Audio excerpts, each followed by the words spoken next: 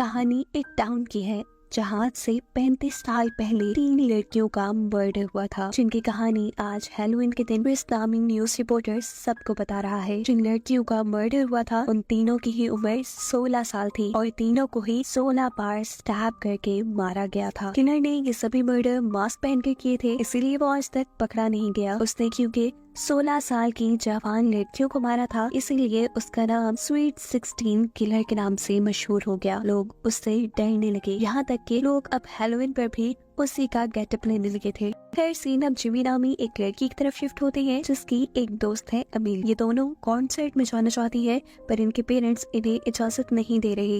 हालांकि वो ये बात जानते भी है कि जिमी को सेल्फ डिफेंस आता है, वो कराटे चैंपियन है, पर उसके पेरेंट्स के डरने की वजह उनके दिल में बैठा हुआ पुराना खौफ है। पता चलता है कि जिन लड़कियों के मर्डर की कहानी हमने सुनी है वो अमेलिया और जिमी के पेरेंट्स की क्लास फेलोज थी। और इस वक्त जिमी के डैड ये फैसला करते हुए इस लड़ाई को खत्म करते हैं कि वो खुद जिमी और अमेलिया को कॉन्सर्ट में लेकर जाएंगे। पीछे घर पर अब जिमी की मॉम अकेली थी, जहाँ पहले उनसे कुछ बच्चे हैलोवीन का गिफ्ट लेने के लिए आते हैं और फिर स्वीट 16 किलर के फेस में एक आदमी। इसे गिफ्ट्स या कैंडी नहीं चाहिए थी, बल्कि इसे तो जिमी की मॉम की जान चाहिए थी। वक्त रहते ही जिमी की मॉम दरवाजे को लॉक करते हुए जल्दी से पुलिस को इन्फॉर्म करती है और इतने में किलर भी दरवाजे का लॉक खोल के घर के अंदर आ जाता है। अब पैम यानी जिमी की मॉम ड्रॉ के अंदर से एक गन निकालती है किलर को मारने के लिए, लेकिन किलर यहाँ गन पकड़कर उनके ऊपर हमला करना शुरू कर देता है। जहाँ पैम अपना अच्छा सेल्फ डिफेंस कर रही थी क्योंकि वो खुद भी एक कराटे चैंपियन थी। अपने ऊपर हावी होते हुए किलर को एक जोरदार झटके से साइड पे गिराते हुए पैम जल्दी से किचन में जाकर एक नाइफ निकाल लेती है और किलर को बताती है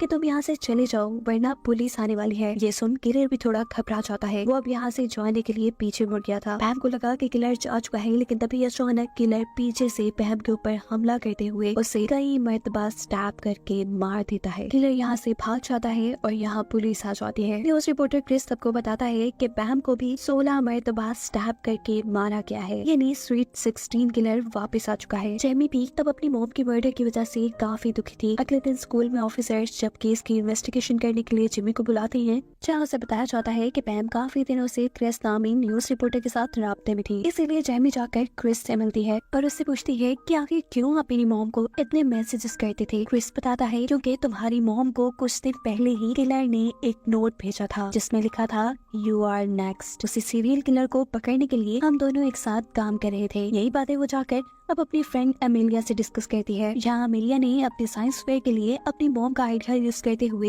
एक टाइम मशीन बनाई थी। जिमी नोटिस करती है कि उसने टाइम मशीन में उसी डेट को एंटर किया हुआ है जब आज से 35 साल पहले स्वीट 16 किलर के हाथों इनकी मॉम के फ्रेंड्स का मर्डर हुआ था, जिस बारे में अमेलिया जिमी से कहती है कि अगर हमने पास्ट में जाकर पहले होने वाले मर्डर्स को रोक दिया तो तुम्हारी मॉम भी आज जिंदा तुम्हारे साथ होंगी। पर प्रॉब्लम ये है कि ये टाइम मशीन काम ही नहीं कर रही। अब रात होने पर अमेलिया और जेमी दोनों ही इस टाइम मशीन के पास थे। वो लोग अपनी बातें ही कर रहे थे कि अचानक स्वीट 16 किलर जेमी पे भी हमला करने के लिए यहाँ जाता है। वो अपने आप को बचाने के लिए टाइम मशीन के अंदर छुप जाती है, जहाँ अभी भी वो किलर जेमी को स्टैब करने की कोशिश कर रहा था और गलती से उसका चाकू टाइम मशीन के अंदर स्टैब हो जाता है। ऐसा करते ही टाइम मशीन चालू हो जाती है और देखते ही देखते जिमी पहुंच जाती है उसी डेट में जब स्वीट 16 किलर ने पहला मर्डर किया था। उसकी टाइम मशीन भी अब खराब हो चुकी थी। वो सबसे पहले इस टाइम मशीन को छुपाती है और फिर अपने मॉम डैड के कॉलेज में आ जाती है। स्कूल में उसे वही तीनों लड़कियां भी मिल जाती है जिनका मर्डर हुआ था और यहाँ एक लड़की जिमी को बहुत सी बॉल्स मारती है। जिमी को मालूम होता है कि ये उसकी मॉम पैम ही है जो अपने स्कूल टाइम में काफी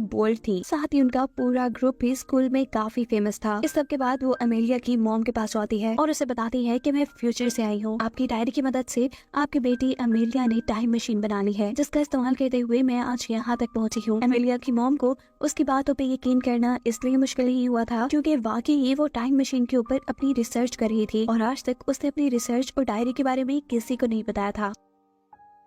जेमी अमेलिया की मॉम को बताती है कि आज रात आपके ग्रुप की 3 लड़कियों का मर्डर हो जाएगा और साथ में काफी सालों बाद वही किलर मेरी मॉम को भी मारेगा। मैं बस ये सारी चीजें ठीक करने के लिए यहाँ आई हूँ। जेमी अमेलिया की मॉम को अब अपनी टाइम मशीन के पास लेकर आती है और बताती है कि पहले तो ये टाइम मशीन काम नहीं कर रही थी और फिर जब किलर ने मुझे मारने की कोशिश की तो गलती से उसका चाकू इस टाइम मशीन में स्टैब हो गया और फिर अचानक ये मशीन चल पड़ी। अमेलिया की मॉम बताती है कि इसमें सिर्फ एक कंडक्टर की कमी थी जो इस चाकू ने पूरी कर दी और ऐसे ही ये चल गई। और अब अमेलिया की मॉम उसकी खराब हुई टाइम मशीन को ठीक करने लग जाती हैं, क्योंकि इसी के जरिए तो जेमी ने अपने टाइम में वापस आना था। जेमी के टाइम में यानी फ्यूचर में दिखाया जाता है कि जेमी के गायब होने पर उसके डैड के साथ बहुत से लोग परेशान हैं। पुलिस ऑफिसर्स भी उसे ढूंढने की कोशिश में है, जहां अमेलिया ऑफिसर्स को बताती है कि जेमी मेरी बनाई टाइम मशीन के जरिए पास्ट में जा चुकी है, सिवाय न्यूज रिपोर्टर क्रिस के। यहाँ पास्ट में दिखाया जाता है कि अमेलिया की मोम और जिमी अब उस पार्टी में आई है जहाँ पर पहला मर्डर होगा। वो यहाँ आकर पैम यानी अपनी मोम के ग्रुप को बताती है कि आप लोग संभल के रहें, आप लोग के इर्द गिर्द खतरा है। पर ये लोग तो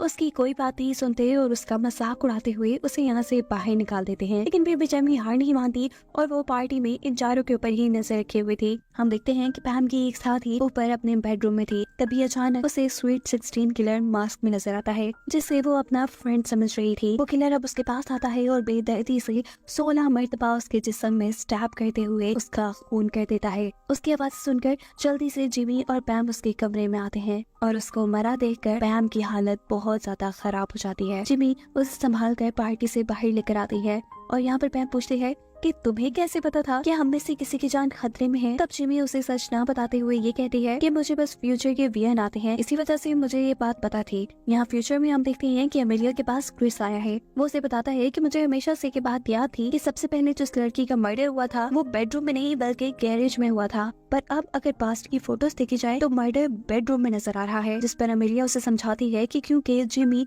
फ्यूचर से पास्ट में गई है, हो सकता है कि इसीलिए पास्ट बदल गया हो। यही पास्ट की फोटोज में अमेलिया को जिमी भी नजर आती है और कुछ ही देर बाद उसे जिमी का एक मैसेज भी मिलता है, जिसमें उसने लिखा था कि तुम्हारी टाइम मशीन के अंदर एक कंडक्टर की कमी थी। जिसके बाद अमेलिया दोबारा टाइम मशीन बनाने में लग जाती है। पास्ट में हमें दिखाया जाता है कि जिमी अपनी मॉम के ग्रुप के साथ है। सभी अपने फ्रेंड की मर्डर की वजह से उदास हैं और यहाँ जिमी उन्हें आइडिया देती है एक पार्टी करने का, यहाँ से कहीं दूर जाकर। अब इसी टाइम उनकी क्लास स्टार्ट हो जाती है और जिमी यहाँ एक ऐसे लड़के के पास बैठती है जिसकी राइटिंग उसे बिल्कुल अपनी मॉम की किलर की राइटिंग जैसी लग रही थी। अब अगले दिन ये लोग पार्टी करने के लिए जिस घर में आए थे, जेमी देखती है कि ये वही घर है जहाँ पे दूसरा मर्डर हुआ था। पैम के ग्रुप ने यहाँ पे अपने दूसरे फ्रेंड्स को भी बुलाया हुआ था। सभी स्विमिंग पूल में काफी एंजॉय कर रहे थे, जबकि दूसरी तरफ जेमी काफी परेशान थी क्योंकि किलर का अभी तक उसे कोई सुराग नहीं मिला था। आज जिस लड़की का असल में मर्डर होना था उसके रूम में पैम की एक दूसरी फ्रेंड लेटी हुई थी, जहाँ किलर अब उसे मारने के लिए आ जाता है। वो उससे बचने के लिए वहाँ से भागती है और सभी को उसका शोर सुनाई दे जाता है।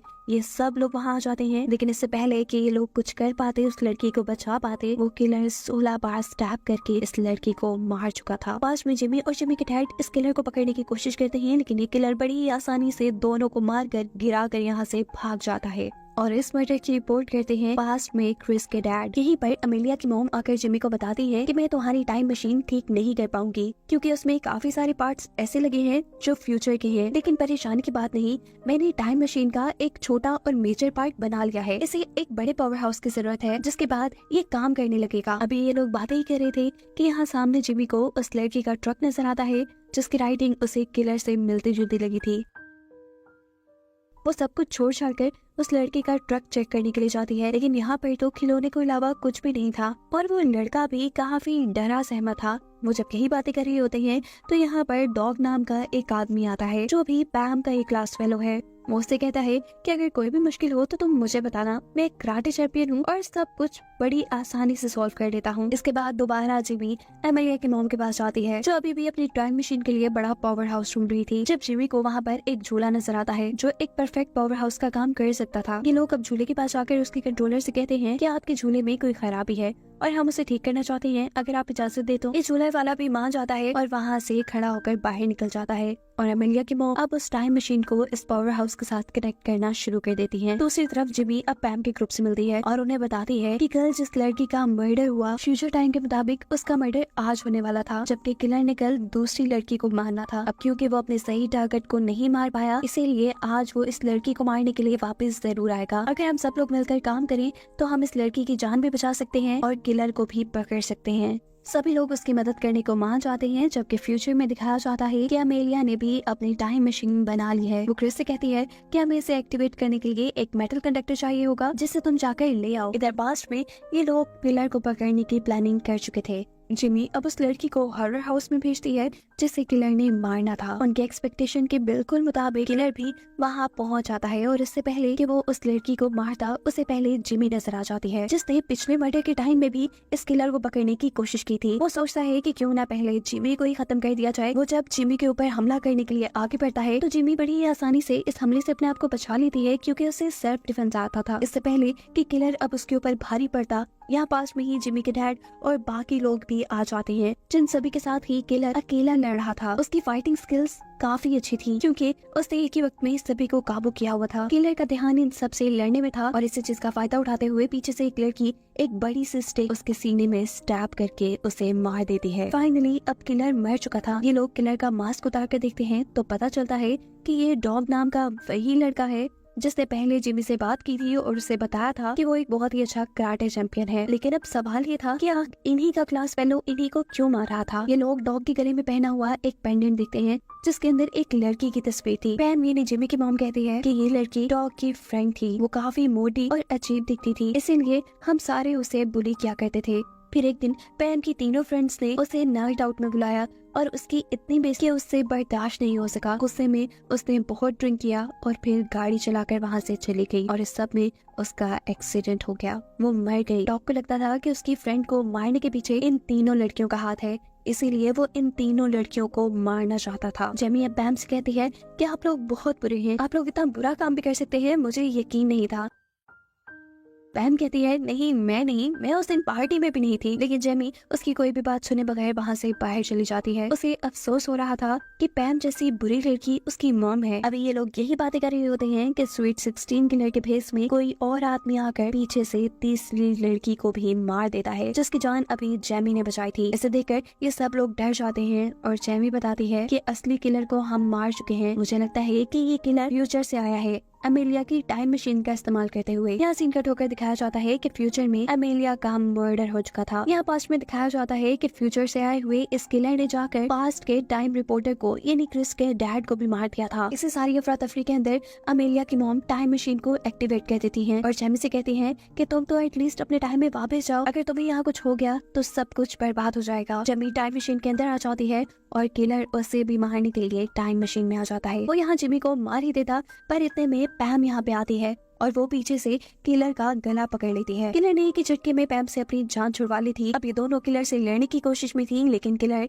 इन दोनों से ज्यादा ताकतवर था। जिस झूले के अंदर इन्होंने टाइम मशीन लगाई हुई थी, टाइम मशीन के एक्टिवेट होने की वजह से ये झूला बहुत ही तेजी से घूमने लगा था और इसकी वजह से ये सारे लोग अब पीछे जा लगे थे। यहाँ तक कि ये लोग हिल भी नहीं पा रहे थे, पर ये किलर किसी तरह आहिस्ता आहिस्ता सरफेस के साथ साथ चलते चलते पैम तक पहुँच जाता है। इससे पहले कि वो पैम को स्टैब कर देता, यहाँ जिमी वक्त रहते ही इस झूले का दरवाजा खोल देती है, जिसकी वजह से पैम यहाँ से बाहर गिर चुकी थी। दरवाजे के खुलने की वजह से हवा के प्रेशर के जरिए किलर का मास्क भी उतर जाता है, जिसकी वजह से हम किलर का चेहरा देख पाते हैं, जो कोई और नहीं बल्कि फ्यूचर से आया न्यूज रिपोर्टर क्रिस ही है। उसने फ्यूचर में अमेलिया की टाइम मशीन का इस्तेमाल किया था और वो यहाँ पर आ गया। फ्यूचर में उसी ने ही जिमी की मॉम यानी पैम को भी मारा था, ताकि स्वीट 16 की कहानी कंटिन्यू रहे। लोग इस कहानी को आहिस्ता आहिस्ता भूलते जा रहे थे, पर क्रिस तो हर मर्तबा इसी कहानी की ब्रॉडकास्ट करके पैसे कमाता था। जिमी पूछती है कि आखिर तुमने अपने डैड को क्यों मारा, जिस पर क्रिस बताता है कि उन्होंने मेरा कभी ख्याल नहीं रखा, इसीलिए मैंने उन्हें मार दिया।